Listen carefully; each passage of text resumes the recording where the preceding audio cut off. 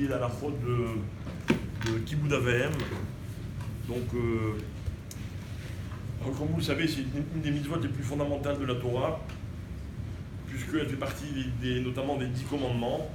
Et on va donc essayer de voir un petit peu certains détails qui peuvent nous paraître, qui peuvent être ignorés si on n'étudie pas ces halachot-là convenablement.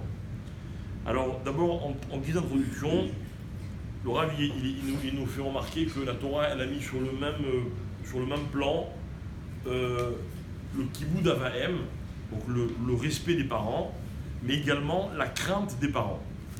Donc c'est-à-dire que c'est une mitzvah de la Torah de craindre ses parents, d'avoir peur d'eux, okay, comme de les honorer. Donc si par exemple quelqu'un, malgré son âge avancé, il a peur de faire ceci ou cela devant ses parents, par exemple quelqu'un, il y a des gens qui fument, mais ils ne reviendraient pas ici fumer devant leurs parents. Pourquoi? Ils ont peur. Peur de quoi? Ils risquent rien. Ça s'appelle Mora. Et cette Mora-là, c'est une mitzvah d'assez de Horaïta, comme la mitzvah d'honorer ses parents. Ok? La deuxième chose qu'il faut savoir, c'est que ces halachot-là, comme toutes les halachot, par exemple, il y a des gens qui passent des années ou qui font très attention de bien connaître les halachot de Shabbat, pour savoir qu'est-ce qu'on a droit, qu'est-ce qu'on n'a pas droit, et ils font les halachot, je sais pas moi, des brachot, quel brachot on peut faire, quel brachot on ne peut pas faire. Toutes sortes de halachot très importantes, le loulav à Sukkot, le ceci. Et malheureusement, les halachot de Kibud Av Va'em, souvent, elles passent à la trappe, alors que dans ces halachot-là aussi, on va voir qu'il y a énormément de détails et de choses à savoir. Donc on a la mitzvah d'étudier ces halachot, parce que si on ne les étudie pas, on ne peut pas les connaître parfaitement, comme n'importe quel autre domaine dans la halacha. Autre point que dit le Rav, il n'y a pas de limite au Kibud Av Va'em. On n'a jamais trop honoré ses parents. D'accord? Jamais. On peut toujours faire plus, et on doit toujours faire plus, et cette mitzvah, ce n'est pas une mitzvah dans laquelle il y a un shiur. Par exemple, quelqu'un qui ferait un deuxième Shabbat le dimanche, c'est n'importe quoi. Quelqu'un qui mettrait 3 paires de tefillin, c'est 3 tefillin, c'est n'importe quoi. Vous voyez, on ne peut pas ajouter. Il y a des mitzvahs dans lesquelles il n'y a pas de shiur. Kibud Av Va'em, il n'y a pas de shiur. Plus on en fait, et plus on accomplit la mitzvah. Le Zohar, le Rav ramène au nom du Zohar, qu'on a aussi une mitzvah, c'est intéressant parce que je ne sais pas très bien quelle est la source, mais le Zohar il le dit, on a une mitzvah d'aimer ses parents. Bon, c'est pas marqué dans la Torah. Il y a une mitzvah d'aimer ses parents comme soi-même, comme Kegoufou. Bref, on va voir si ça a des implications au niveau d'Alacha, on verra dans un deuxième temps.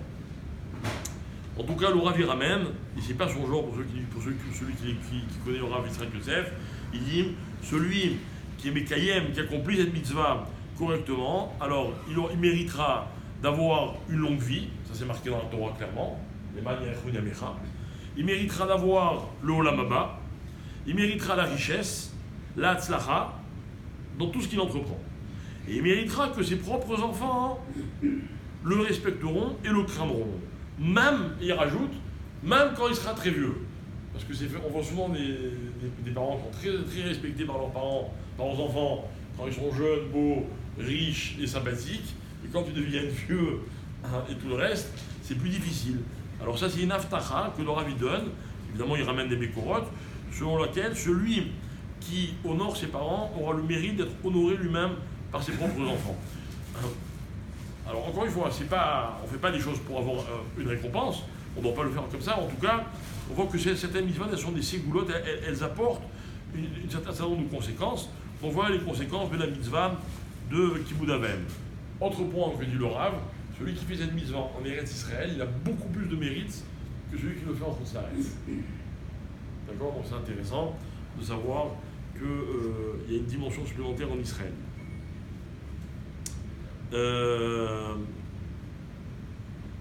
Alors il donne un petit exemple et on arrêtera là pour ce matin. Il dit par exemple quelqu'un qui ses parents lui demandent quelque chose, ok, et il va le faire. Ben, il y a une mitzvah de le faire en courant. C'est-à-dire que il dit ok, je te le fais tout à l'heure. Non, ton père t'a demandé, ta mère t'a demandé, fais-le tout de suite. D'accord? C'est une mitzvah de courir. C'est ça, elle mechabed ses parents. C'est-à-dire que les services, on en rend sans arrêt, mais quand c'est mes parents qui me demandent, j'ai une mitzvah de le faire en courant. Il rajoute une chose, la dernière pour ce matin, que celui qui honore ses parents, il est assuré que la shrina, la présence d'Hachem, elle est tout le temps avec lui. Pourquoi? Parce que C'est-à-dire pourquoi? Parce qu'il y a marqué, il y a 3 choutafim, il y a 3 associés dans l'homme, le père, la mère et un kadosh baruch Hu. Et quelqu'un qui honore son père et sa mère, Hachem il dit, ok, je vais m'inviter dans cette cellule. Alors que si Chazé Shalom c'est le contraire, Hachem il dit, moi je préfère m'éloigner de cette personne. Donc celui qui honore ses parents, il reçoit la shrina. Celui qui malheureusement ferait le contraire, eh ben, il prendrait le risque, nous, de repousser la shrina. Voilà.